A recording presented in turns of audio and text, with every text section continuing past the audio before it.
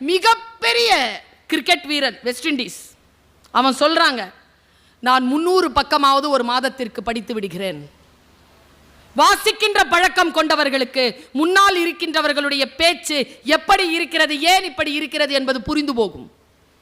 நான் இப்படி சொல்றேன், நான் வாசிப்பாளரும் ஸ்போர்ட்ஸ் ரெண்டுத்துலேயும் நான் இருக்கிறவர். நான் சொல்கிறேன், இந்த ரெண்டுத்தில் தான் 100% நீங்கள் இருக்க முடியும். ஓட்டப்பந்தயத்தில் ஓடும்போது வேறு எதை பற்றியும் யோசிக்க முடியாது, புத்தகத்தை வாசிக்கும் போது வேறு எதை பற்றியும் யோசிக்க முடியாது.